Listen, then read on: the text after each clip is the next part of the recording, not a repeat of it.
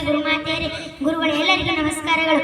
ಇಂದು 77ನೇ ಗಣರಾಜ್ಯೋತ್ಸವ ಆಚರಿಸಲು ನಾವು ಇಲ್ಲಿ ಸೇರಿದ್ದೇವೆ. ಪ್ರತಿ ವರ್ಷ ಜನವರಿ 26ರಂದು ಗಣರಾಜ್ಯೋತ್ಸವವನ್ನು ಆಚರಿಸಲಾಗುತ್ತದೆ. ಆಗಸ್ಟ್ 15, 1947ರಂದು ಭಾರತವು ಸ್ವಾತಂತ್ರ್ಯಗೊಂಡಿತು. ಸುಮಾರು 2.5 ವರ್ಷಗಳ ನಂತರ ಭಾರತವು ಪ್ರಜಾಸತ್ತಾತ್ಮಕ ರಾಷ್ಟ್ರವಾಯಿತು. ಈ ಸುದೀರ್ಘ ಹೋರಾಟಗಳ ನಂತರ ಭಾರತವು ಸ್ವಾತಂತ್ರ್ಯಗೊಂಡಿತು. ಭಾರತ ಸ್ವತಂತ್ರಗೊಂಡಾಗಿನಿಂದ 1950 ಜನವರಿ 26ರಂದು ಭಾರತವು ಗಣರಾಜ್ಯವೆಂದು ಘೋಷಿಸಿತು. ಆವಾಗಿನಿಂದ ಭಾರತದ ಪ್ರತಿಯೊಬ್ಬ ಜನರಿಗೂ ಈ ಹಬ್ಬವು ಎಲ್ಲರಿಗೂ ತುಂಬಾ ಮಹತ್ವದಾಗಿದೆ.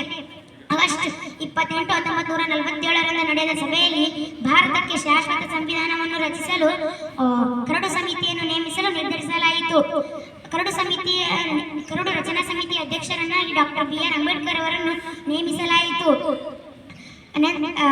ಅವರು ಜನವರಿ 26, 1950ರಂದು ಭಾರತ ಸಂವಿಧಾನವನ್ನು ಜಾರಿಗೆ ತಂದರು. ಈ ಸಂದರ್ಭವನ್ನು ಶಾಲೆಗಳಲ್ಲಿ ತುಂಬಾ ಚೆನ್ನಾಗಿ ಆಚರಿಸುತ್ತಾರೆ. ಮೆರವಣಿಗೆಯನ್ನು ನೋಡಲು ದೂರದರ್ಶನದ ಮೊರೆ ಹೋಗುತ್ತಾರೆ. ಆದರೆ ಶಾಲೆಗಳಲ್ಲಿ ಮಕ್ಕಳಿಗೆ ಗಣರಾಜ್ಯೋತ್ಸವದ ಕಾರ್ಯಕ್ರಮಗಳಲ್ಲಿ ಭಾಗವಹಿಸುತ್ತಾರೆ. ಮುಖ್ಯ ಕಾರ್ಯಕ್ರಮವು ನವದೆಹಲಿಯಲ್ಲಿ ನಡೆಯುತ್ತದೆ. ರಾಷ್ಟ್ರಪತಿಗಳು ರಾಷ್ಟ್ರಧ್ವಜವನ್ನು ಹಾರಿಸುತ್ತಾರೆ ಮತ್ತು ಸ್ವಾತಂತ್ರ್ಯ ಹೋರಾಟದ ತ್ಯಾಗ ಬಲಿದಾನವನ್ನು ಗೌರವಿಸುತ್ತಾರೆ. ಈ ದಿನದಂದು ನಾವು ಕೇವಲ ಭಾಷಣ ಮಾಡುವುದಷ್ಟೇ ಅಲ್ಲ, ಈ ಕೆಲಸಗಳನ್ನು ಕೂಡ ಮಾಡಬೇಕು.